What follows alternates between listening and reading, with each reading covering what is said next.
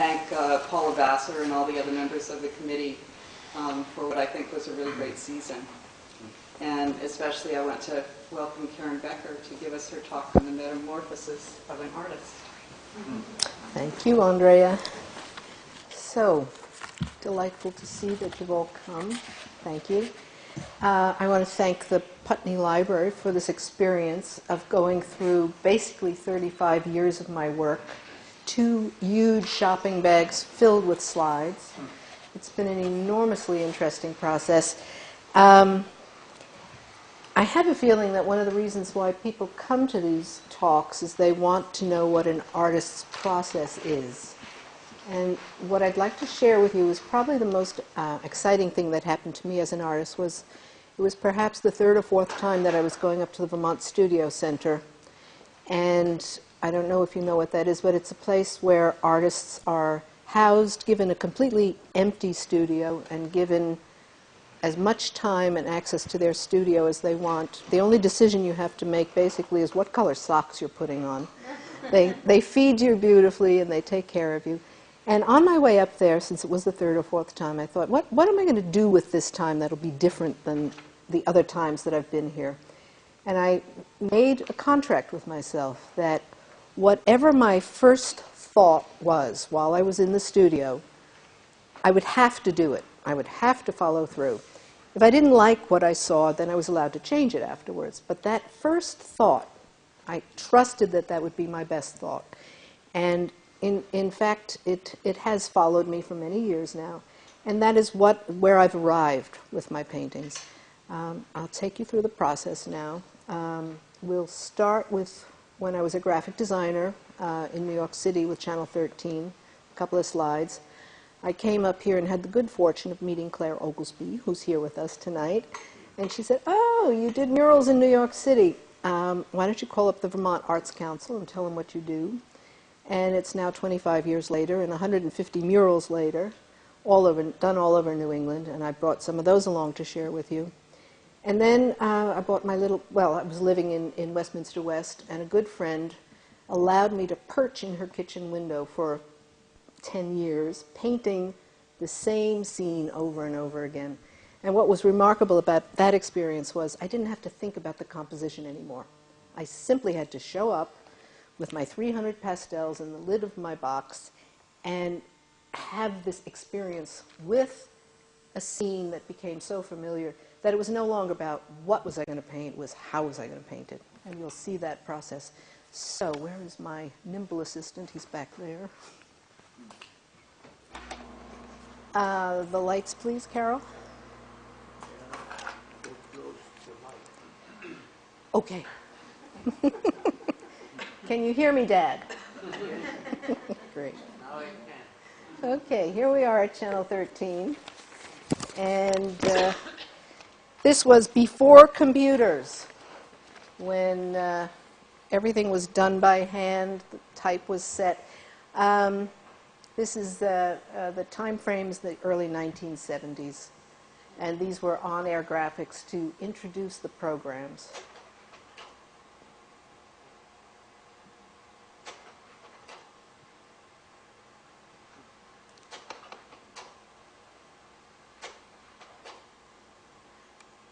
When I wasn't working on murals with my friend, I did a series of geometric paintings that I think definitely come from my New York experience.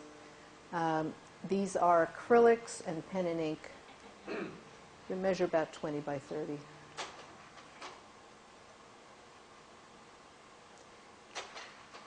And now we're in Vermont.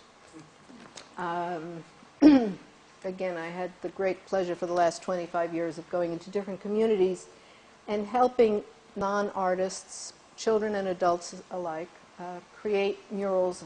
Usually the theme was chosen ahead of time, and we would work together for one to 2 weeks. This was at the Governor's Institute for Art. 125 teenagers would come together for 2 weeks and do everything from poetry to dance to music. This measures 16 feet across, and the inspiration was the artist Rousseau. I don't know if you can see the encroachment of civilization in the middle there, the fires of civilization moving in. That was their love the earth statement. This was one of the exercises that I did with the kids to help them loosen up, and this was the result. Based on an African myth.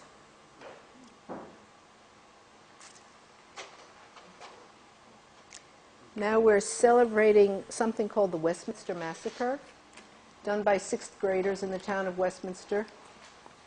The story of the British soldiers who unfortunately murdered one of the farmers. This is over in Ashwellet, New Hampshire. It measures 24 feet across, and it's the story of how you recycle paper, done by children and adults. And the person who hired me to do it was a great fan of the painter Miro. So there are some very loose references to his work. This is the history of Vermont. It's installed in the courthouse at White River Junction. And Madeline Kunin came and dedicated the mural, done by high school students. Here we are in Jaffrey, New Hampshire. 400-year history of Jaffrey, New Hampshire, organized by a historian and painted by 65 members of the community. And it's been permanently installed in their civic center.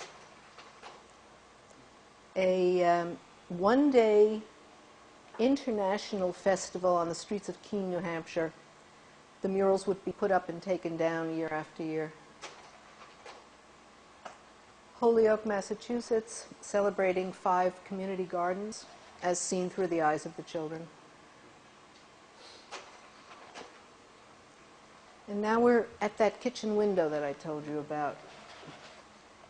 These are rather small pastels. That was the first medium that I used to respond to what I saw outside the windows.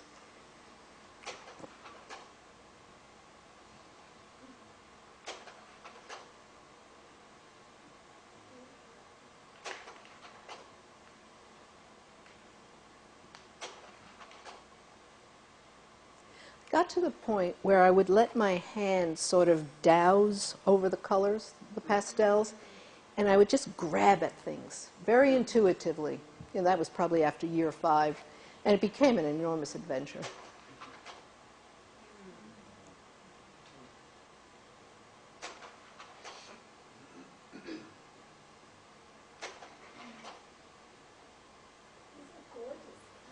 Thank you, Toby. Always the same stand of sugar maples on the right, mountain on the left.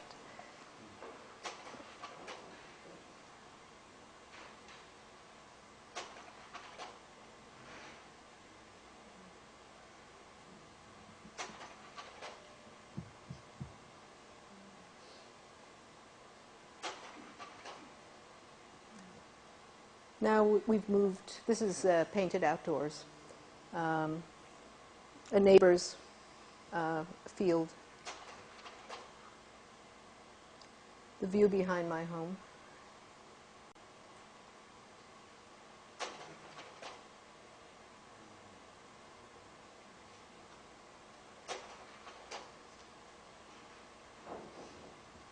This is no longer pastel. Is this pastel? This is pastel.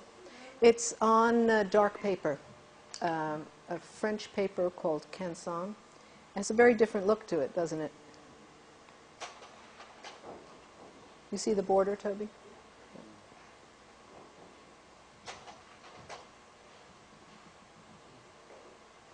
Stickney Brook, for those of you who know it.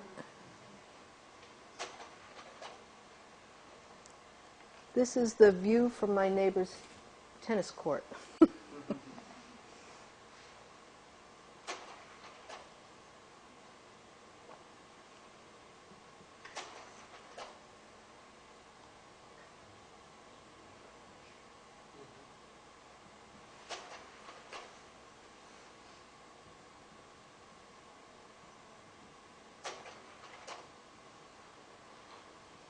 Sunset Lake Road. Do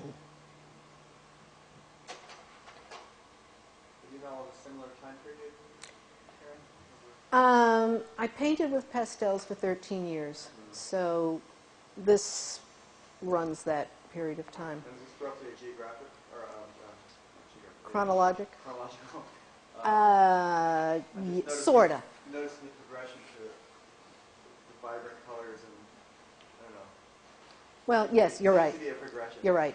It got wilder as I went along. I also want to share with you why I stopped using pastels. The heavy metals that you cannot help but breathe when you work with pastels ultimately ended up paralyzing my sinuses, and I became very ill from them and had to give them up, which was a great tragedy for me because I was really loving working with pastels. What kind of heavy metals are in pastels? Cyanide, Wow. cadmium, barium, probably lead. And the other thing that I found out was that the pastel dust is like asbestos. And in fact, it's lighter than air, so it will stay in your studio for days, if not weeks. It really is a health hazard. And the more vibrant the color, the worse it is for you.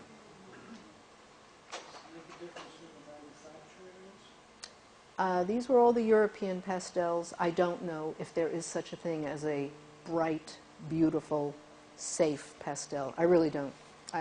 I decided for the sake of my health. I was sick for 4 months and could hardly breathe. So that was the choice that I made. This is not any place in particular. This is totally out of my head.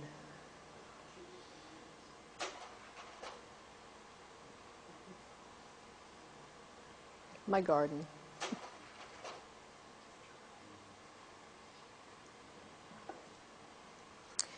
This is a small painting that unfortunately I lost in a restaurant fire up in St. Johnsbury. I lost 10 paintings, but after I painted this, it's also pastel, I lay back to relax my back, and there was an earthquake. This is up in Saxton's River. And the entire ground went like that. And I was looking around, what the heck just happened? The art moved me.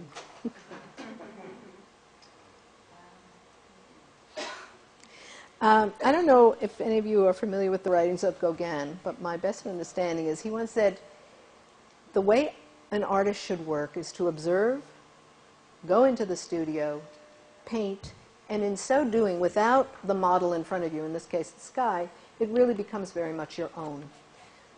That's what I did with this piece. I had been driving along and saw this and thought, obviously I couldn't stop. It was middle of winter. And, no, actually it was in April. So I went into the studio, and it was a great experience.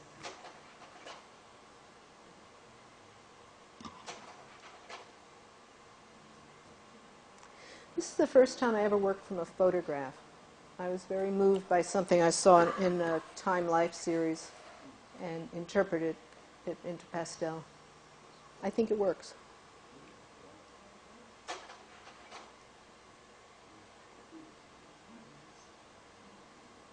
Can you all tell what this is? Mist, yeah. Small point, Toby. Yeah. There was, that day. This again was something I saw along the road. And again.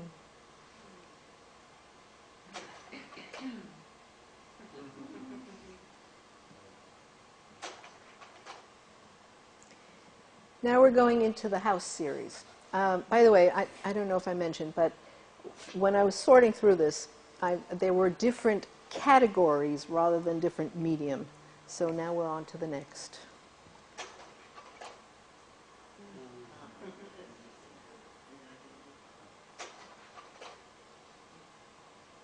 If you have any questions as I'm going along, I'd be happy to answer them. Now, are you into watercolors now? This is watercolor. I also want to share with you, this was a painting that originally when I was working on it had failed. It wasn't as bright, certainly, as something like this. And I got very angry at it. And I have found if I give myself permission to get really angry and upset with a painting and say, all is lost, I then attack it with complete freedom. And very often it flips into something that I really like. Karen, can you say anything about your transition from pastels to watercolors and what that was like? You got so Oh, I was deeply upset, but I didn't feel I had a choice. And yeah, there's that. so But I- just in terms of technique and learning about watercolor, I mean, it's a very different. it's a totally different, and I'm still struggling. Pastel is an additive Yeah. medium, Yeah. and watercolor it's not really a subtractive medium, but for instance, to have the white on the side of that building can only be accomplished with watercolor if you leave the paper pure white. There's a part of me I've started with this in 96, started working with watercolors, and I've been very tempted to go to gouache, which is also an additive process. But there is something about the luminosity of watercolors that is so thrilling to me.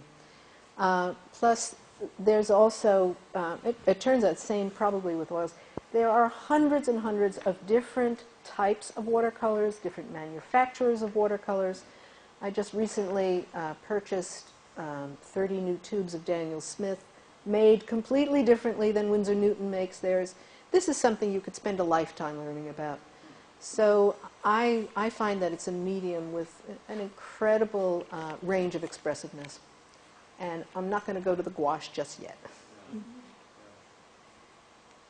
By the way, this painting was used by the Vermont Arts Council as a fundraiser.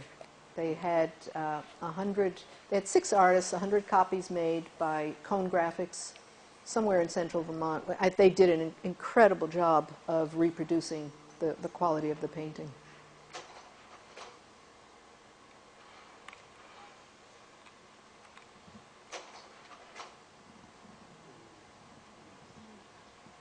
If anybody in here knows Sharon Myers, this is her window box. And again.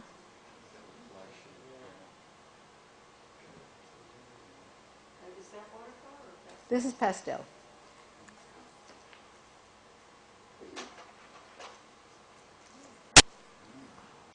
Again, going back to the idea of paintings that didn't make it, underneath this, the acrylic of a house, which was done with a palette knife and very thick paint, is a watercolor that had failed. And I feel it adds a very nice sense of depth and history to work over old paintings. Same technique used here.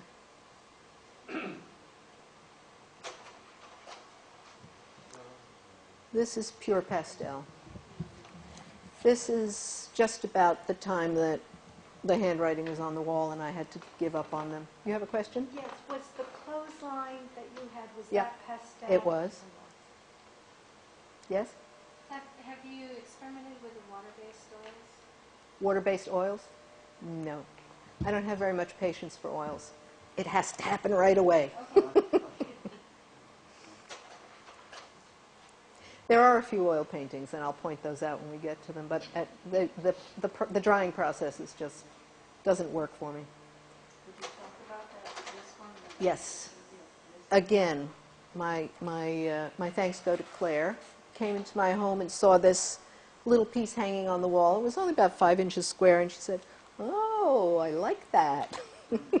This became the beginning of something called the Sphere series, and you're going to see about 10 pieces that came out of that adventure. This is pastel that was scraped into with a push pin down in the lower right corner there. And you know, this also gets to the point now of I really love it when the people viewing my work become involved and have their own explanation for whatever it is that they're seeing. And I dare say that this is open to as many interpretations as there are people in the room. Karen, Karen, this one looks very watercolory. Is it? Does it? You knew you were practicing to go into. No, I don't think so. Yeah. Well, I mean, no, I had no idea that was going to happen. No, of course Yeah. not. But Yeah. yeah.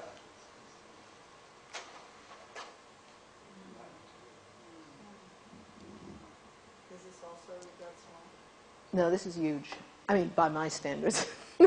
This is about 24 inches square.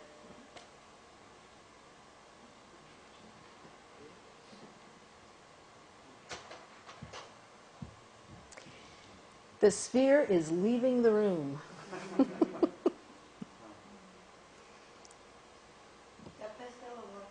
Pastel. I think it's wonderful that you can't tell. Yeah.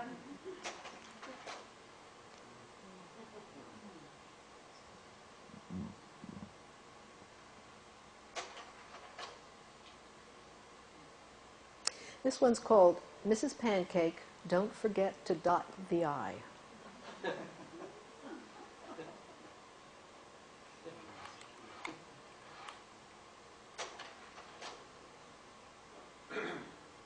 And this one is called Rainy Day, Do I Care?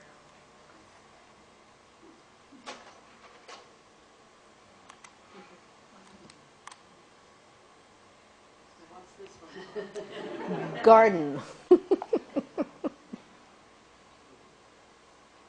And I really do not remember what I was thinking when I did this.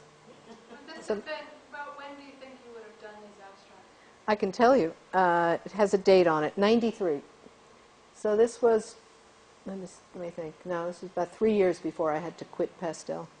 Oh, and what's interesting about this painting is underneath it is a monoprint, an oil monoprint, that when you pull an oil monoprint off the plate, there are thousands of microscopic little peaks that are created by the oil paint.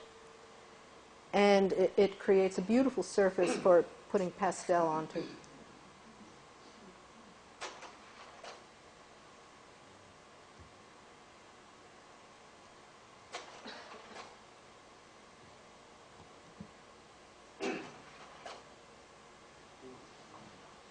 This, too, is a combination of oil monoprint on paper and pastel.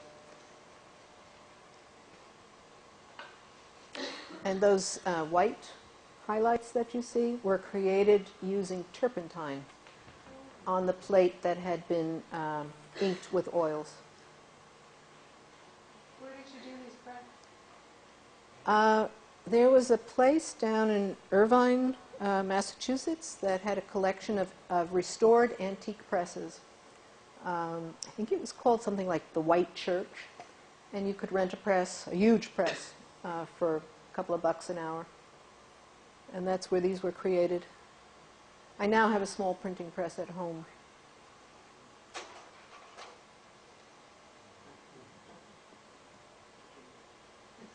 Does this have a title? No. Would you like to give it one? No, but I think you're really good at titles. One of the things that is so beautiful about oil monoprints is that there's a ghost left from the images underneath. This probably was printed 10 times, each time re-inking it, but a ghost of what was underneath was left behind, which adds an incredible sense of history to the piece. Now we're into the kitchen series.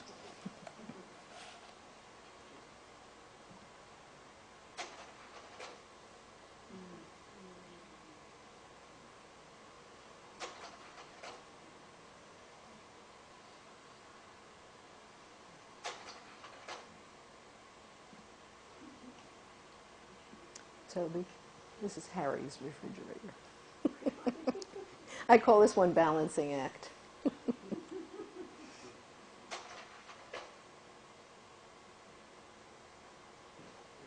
never get to eat on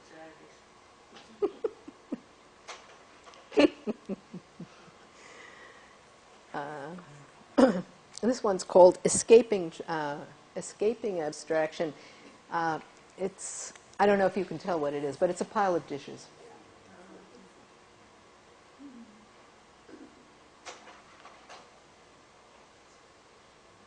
You can tell that's in oil, right?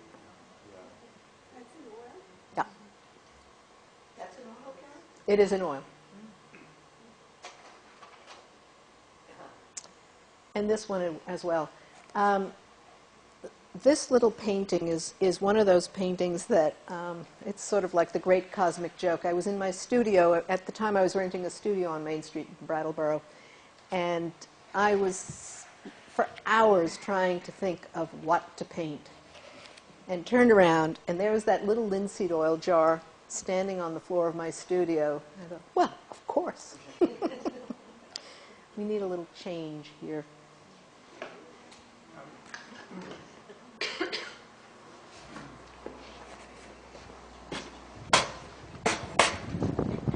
So, let's see, does that do it?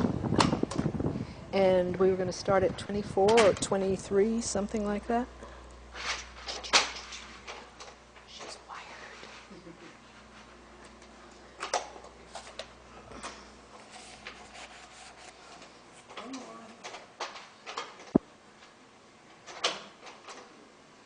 Yeah? Good. Okay. We are now into the face series.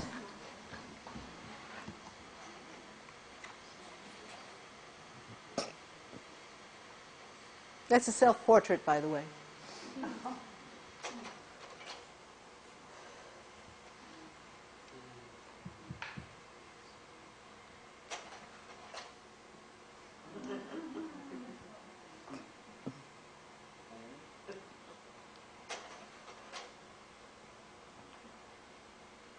Much to my amazement, this painting was entered into a competition at the Chaffee Art Center, and it actually received an award.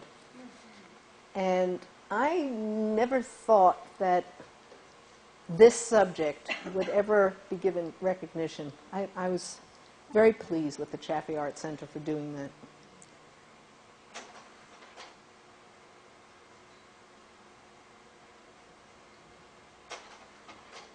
Pastels again?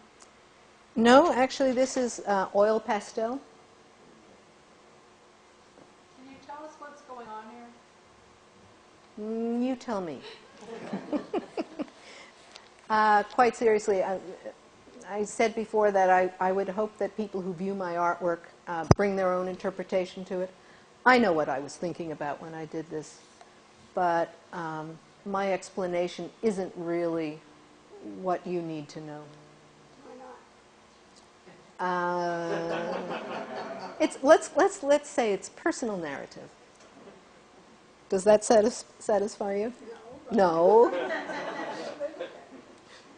like being in your home around here.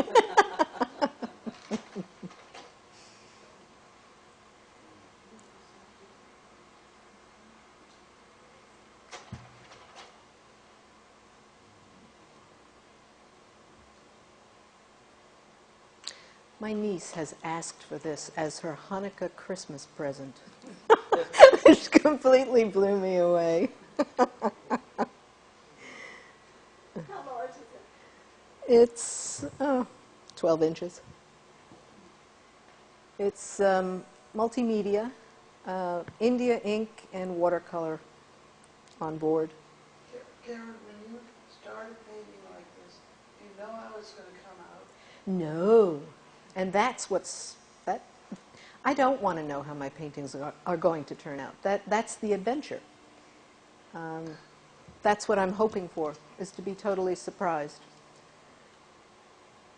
I was having a reaction to a very difficult situation that I found myself in, and went off to a quiet place and did this painting and worked out my frustration. It was very satisfying.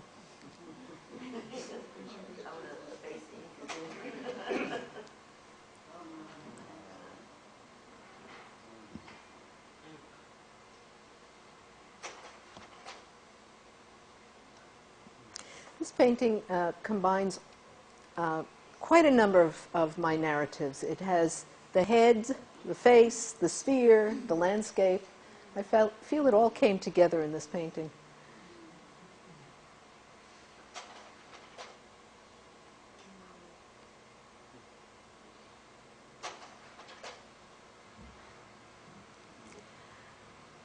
Oil painting on board, done with a palette knife. A series of self-portraits. And I did about 10 of these, and I put them on display at the Governor's Institute for Art. I thought, you know, let's see if these teenagers will react to this old lady. They reacted. They really enjoyed the work.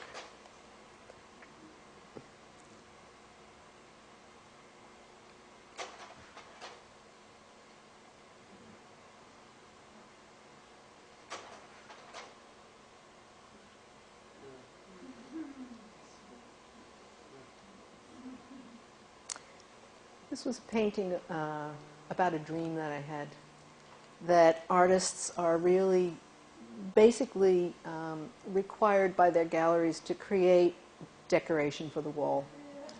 Sort of like a wallpaper edition. What's the medium? Again, oil pastel.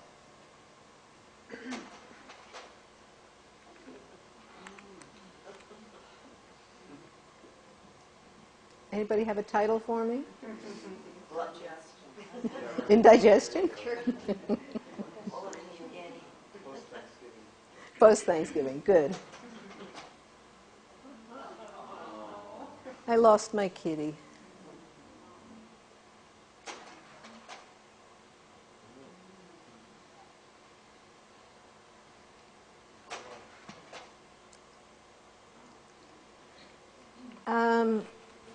It's very hard for me to give up drawing over abstraction, give up dry over wet. I love it all. And for me, doing something like this is sort of like a meditation. It gives me great comfort. I enjoy it enormously. It's not enough, but it's for me, it's sort of like what a musician does when they practice the scales.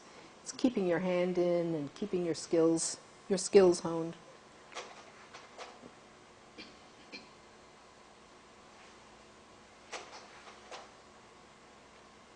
Charcoal, was it all charcoal? This was black and white charcoal on gray paper. And they were all banyan trees. Are those from photos or life or? From life.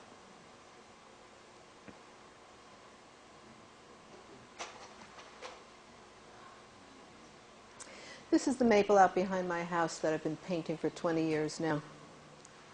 I never tire of it.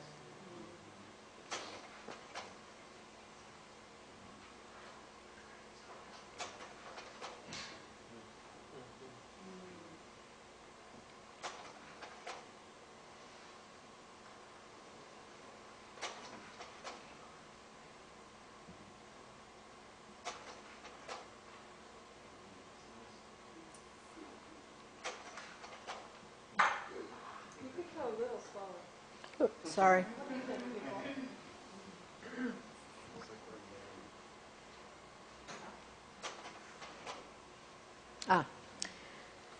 In order to get out of my own way, so to speak, or to find, to surprise myself, to refresh myself, to find something new, I did a series of 200 or 300 of these small 4x6 index cards. It's such inferior paper that you can't rework it. That kept it very fresh. Some of these, I'll show you some close-ups. The upper left-hand corner is done with the color is done with the petals of wild iris plants, and it turns this beautiful greenish turquoisey color. And then I drew into it with sometimes with graphite, sometimes with charcoal.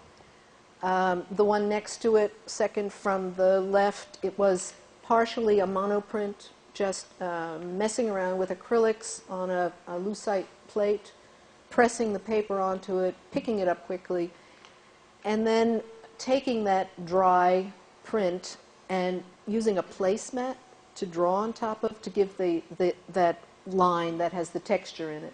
You're not still talking about your little cards, are you? These are little These are little cards. Yeah, these are 4x6 cards. This is them en masse, and these are the close-ups.